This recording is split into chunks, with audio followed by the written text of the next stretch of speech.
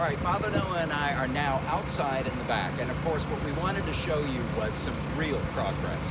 Because here what you see is you see the ramp that would be accessible for wheelchairs.